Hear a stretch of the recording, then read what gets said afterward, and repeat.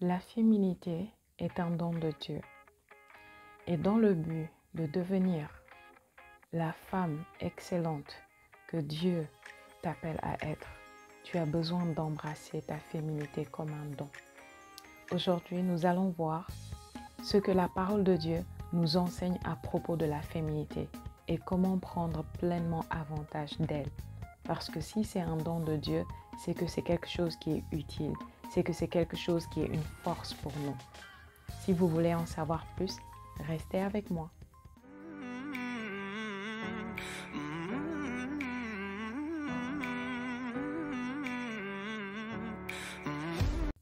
Bienvenue dans un nouvel épisode de Femmes Sacrées. Je m'appelle Mighty Tati. Si c'est ta première fois sur ma chaîne, assure-toi de cliquer sur le bouton s'abonner et sur la clochette de notification pour ne rien rater des contenus très édifiants que nous publions régulièrement ici. Sans plus tarder, nous allons parler de notre sujet d'aujourd'hui et nous allons prendre principalement la reine Esther comme un exemple, comme un modèle concernant la féminité. Esther chapitre 5 verset 1 nous dit « Le troisième jour, Esther mit ses vêtements royaux et se présenta dans la cour intérieure de la maison du roi, devant la maison du roi. Le roi était assis sur son trône royal dans la maison royale en face de l'entrée de la maison. Esther a mis ses vêtements royaux. Maintenant, nous voulons parler de ses vêtements royaux.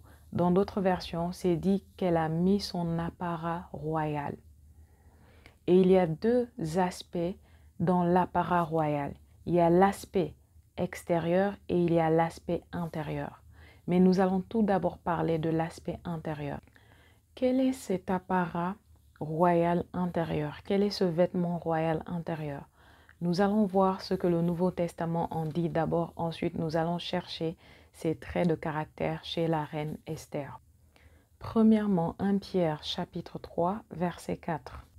Mais la parure intérieure cachée dans le cœur, ça veut dire l'apparat intérieur, le vêtement intérieur ou le bijou intérieur, la beauté intérieure, cachée dans le cœur, la pureté incorruptible, la pureté intérieure, un esprit doux et paisible.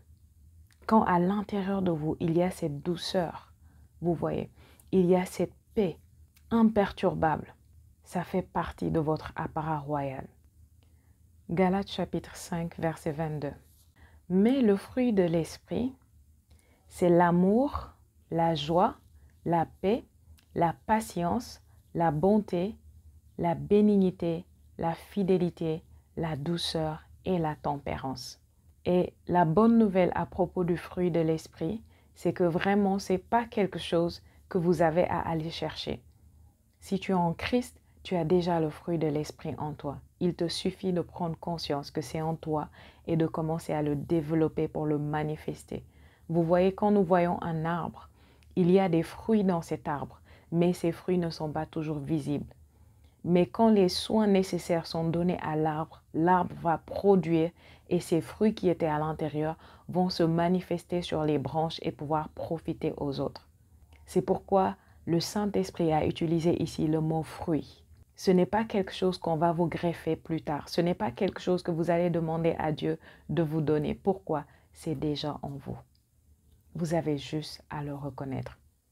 Esther chapitre 2, la première partie du verset 9 nous dit « La jeune fille lui plut et trouva grâce devant lui. » Au verset 15, on nous dit « Lorsque son tour d'aller voir le roi fut arrivé, Esther, fille d'Abichaïl, oncle de Mardochée, qui l'avait adoptée pour fille, ne demanda que ce qui fut désigné par Hégai, l'eunuque du roi et gardien des femmes. Esther trouvait grâce aux yeux de tous ceux qui la voyaient. Elle trouvait grâce aux yeux de tous ceux qui la voyaient. Ça veut dire qu'elle trouvait la faveur. Le verset 17 nous dit « Le roi aima Esther plus que toutes les autres femmes, et elle obtint grâce et faveur devant lui plus que toutes les autres jeunes filles. Il mit la couronne royale sur sa tête et la fit reine à la place de Vashti. » En étudiant la vie de la reine Esther de façon très attentive, vous pouvez voir les traits de caractère, son caractère intérieur, ce qui faisait ce vêtement ou cet apparat royal intérieur en elle. Voyons ces différents traits de caractère. Premièrement, nous voyons l'humilité. Esther était une femme très très humble. Et avec l'humilité, nous voyons l'enseignabilité. Elle est humble et parce qu'elle est humble, elle est enseignable. Si vous regardez bien, les jeunes femmes qui avaient été prises pour passer devant le roi afin qu'il puisse choisir la future reine, quand c'était le moment pour chacune d'entre elles d'aller à la rencontre du roi, on leur montrait un trésor, une salle de trésor, et elles pouvaient prendre ce qu'elles voulaient pour aller à la rencontre du roi. Mais lorsque c'était le temps d'Esther, qu'est-ce qu'on voit? Elle ne demanda que ce qui fut désigné par Hégai. Hégai était l'eunuque qui était chargé de s'occuper d'elle et devant qui elle avait trouvé la faveur. Elle demanda uniquement ce que Hégai lui a dit de prendre. Et on nous dit, elle trouva grâce aux yeux de tous ceux qui la voyaient. Pourquoi? Parce qu'elle était humble, elle était enseignable. Hégai, ayant duré dans ce palais, savait mieux que personne ce qui plairait au roi. Hégai s'était sûrement occupé auparavant de la reine qui était là avant. Et il a compris des choses, des secrets qui ont permis qu'il puisse enseigner à Esther. Et Esther est venue avec de la valeur, mais Hégai lui a ajouté de la valeur. En tant que femme, c'est important d'avoir cette mentalité que tu peux toujours apprendre, que tu peux toujours devenir meilleur, que Dieu peut toujours utiliser d'autres personnes pour t'apporter quelque chose. Et pour pouvoir profiter pleinement des choses que Dieu veut nous apporter à travers les gens autour de nous, il est important d'être humble et enseignable. Esther était comme ça. Ensuite, nous voyons la douceur, la gentillesse qui font partie du fruit de l'esprit que nous avons lu tout à l'heure. La douceur et la gentillesse faisaient partie du caractère de Esther. Partout où elle allait, elle avait la faveur. Elle était favorisée. Vous savez, certaines femmes sont tellement insolentes. Elles peuvent être attirantes, elles peuvent être belles, mais à cause de leur insolence, elles se ferment beaucoup de portes à elles-mêmes. À cause de leur insolence, il y a des choses que Dieu veut faire, mais qu'il ne peut pas faire dans leur vie. Pourquoi? Parce qu'elles manquent de manifestation de la douceur et de la gentillesse. Il ne devrait jamais en être ainsi. Une femme sacrée qui sait là où Dieu l'emmène doit apprendre à être douce. Douce non seulement à l'intérieur, mais aussi dans son langage, dans son attitude. Doit apprendre à manifester la gentillesse à tout le monde autour de nous. Que la personne mérite ta gentillesse ou ne la mérite pas, tu peux la manifester. Pourquoi? Parce que c'est ta nature. Ça fait partie de toi. On ne donne que ce qu'on a. Si tu manifestes l'insolence, tu es en train de révéler au monde que ce qu'il y a à l'intérieur de toi, c'est l'insolence. Et ça veut dire que intérieurement, tu n'es pas revêtu de ton apparat royal. Ensuite, nous voyons la maîtrise de soi. La capacité de mettre sa force sous contrôle. Nous voyons ça en Esther. Parce que lorsque la pression est venue, lorsque les menaces sont venues sur sa vie et sur la vie de son peuple, elle a su rester calme. Elle a su manifester la maîtrise de soi et ne pas paniquer. Les femmes ont tendance à paniquer très rapidement quand il y a de la pression extérieure, quand il y a des imprévus, quand il y a des événements désagréables ou douloureux, les femmes ont souvent tendance à craquer. Mais avec la maîtrise de soi que Esther avait à l'intérieur d'elle, elle a su garder son sang-froid, elle a su garder son calme. Et lorsque vous êtes toujours calme, toujours dans votre sang-froid, c'est plus facile pour le Saint-Esprit de vous conduire, de vous diriger et de vous aider à marcher dans la victoire continuellement. Ensuite, nous voyons la sagesse et l'intelligence divine manifestées en Esther. Quand Esther a été mise au courant des événements et du danger auquel elle faisait face avec son peuple, elle a eu le temps de se poser et de recevoir des stratégies divines pour savoir comment faire face à la situation. Elle a annoncé au peuple ce qu'il devait faire, en l'occurrence le temps de jeûne et de prière, Mais après, lorsque le temps de jeûne est passé, lorsqu'elle est allée voir le roi, si vous lisez l'histoire à partir du chapitre 5, vous continuez jusqu'au chapitre 7, vous allez voir la manière dont elle s'y est prise, avec sagesse et intelligence. Elle n'a pas fait les choses de la manière dont la plupart des femmes les auraient faites dans une telle situation. Elle a été très sage, elle a été très stratégique et chacune des stratégies qu'elle a appliquées, c'était en plein dans le mille. Elle a eu les bons résultats. Quand le roi l'a reçue la première fois dans sa cour, ce que nous venons de lire au chapitre 5, elle ne s'est pas empressée de tout déballer devant le roi. Elle a pris son temps. Elle l'a invité à dîner. Et lorsque le roi est venu dîner, elle a pris le temps. Elle a eu les bons mots. Elle a eu la bonne attitude pour parler au roi. Elle a su le bon moment aussi pour le faire. Et par conséquent, elle a eu gain de cause.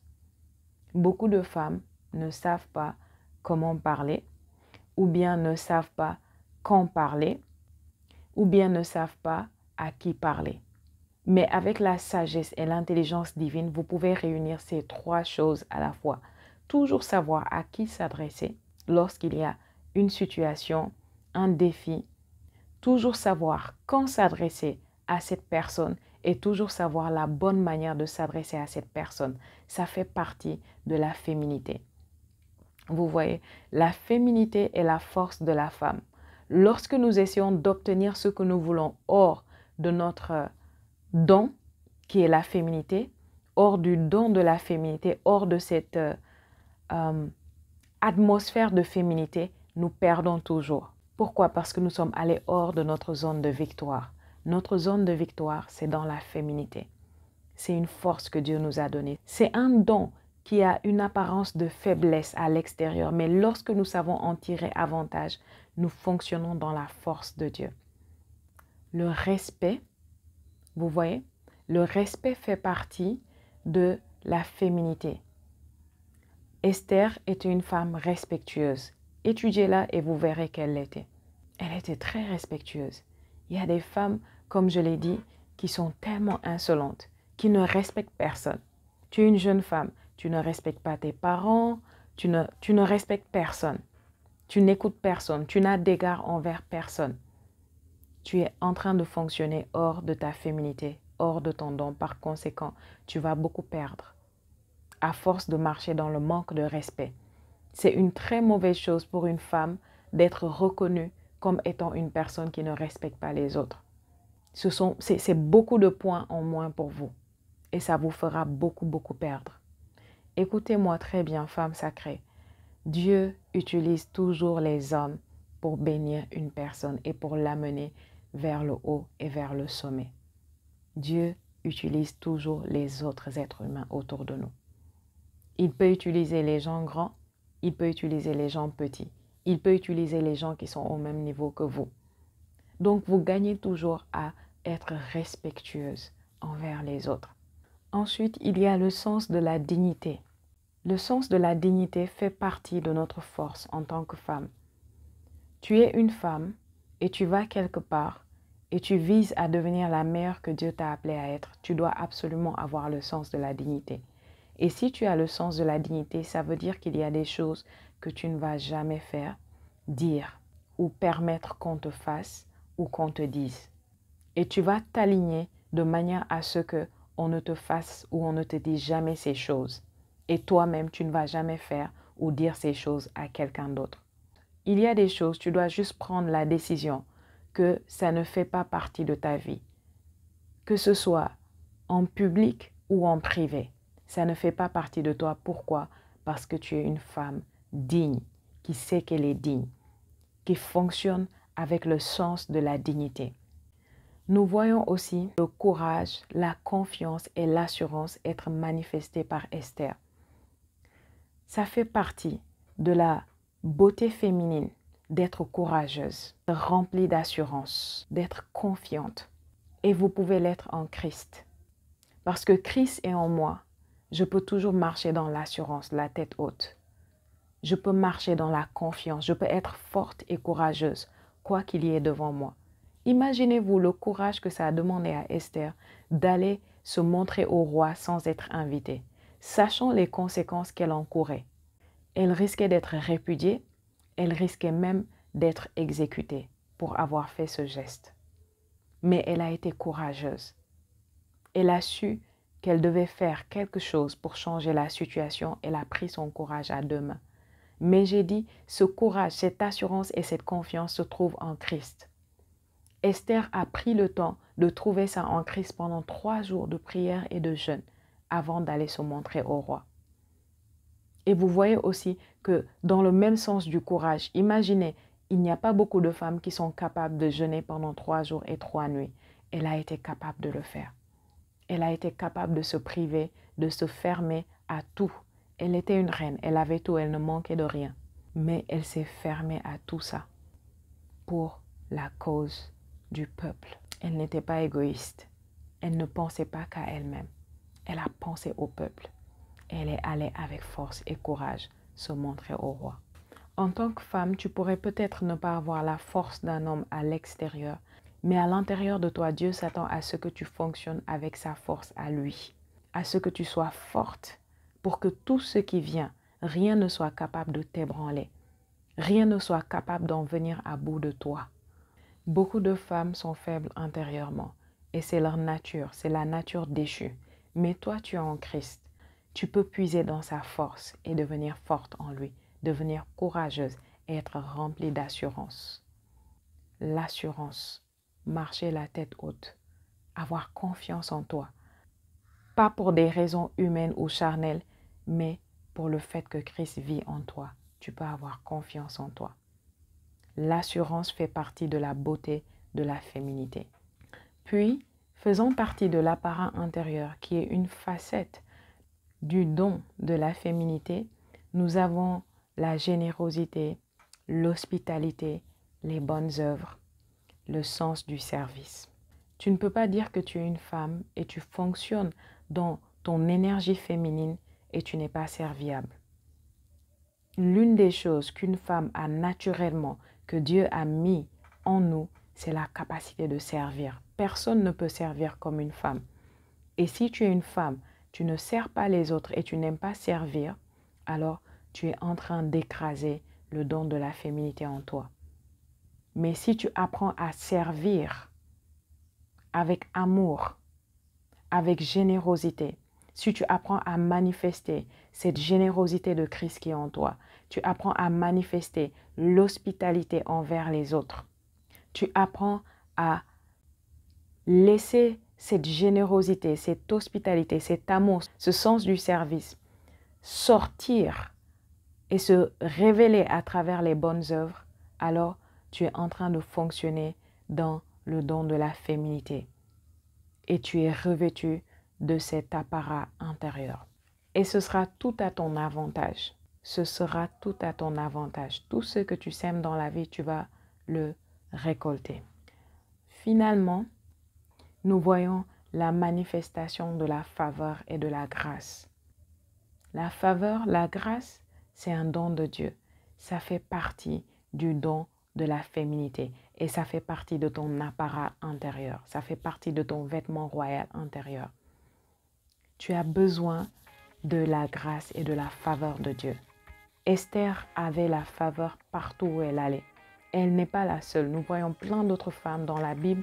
Toutes les fois où nous voyons une femme selon le cœur de Dieu dans la Bible, nous voyons qu'elle a toujours la faveur. Elle a une faveur particulière, une grâce particulière à propos d'elle. Maintenant, c'est un don de Dieu. Ce n'est pas quelque chose que tu vas inventer. La faveur et la grâce, c'est un don de Dieu. La bonne nouvelle, c'est qu'en Christ, tu as déjà la faveur et la grâce. Qu'est-ce qu'il te reste à faire?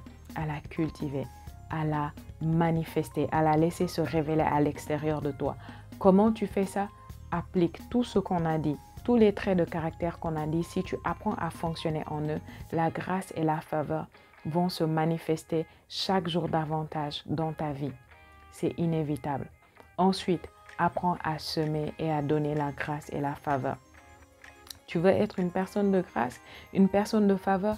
Apprends à être ça pour les autres.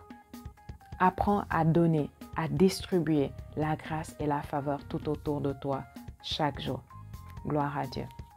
Nous allons nous arrêter là pour la première partie. La prochaine fois, nous allons parler de l'aspect extérieure de notre féminité. C'est un aspect très important et j'aimerais que nous prenions le temps de développer ça. Voilà pourquoi ça vient la prochaine fois. Ne ratez surtout pas. Assurez-vous de liker la vidéo, de partager, de laisser un commentaire. Quant à moi, je vous dis à la prochaine fois. D'ici là, pensez, parlez, agissez comme la femme sacrée que vous êtes. Que Dieu vous bénisse.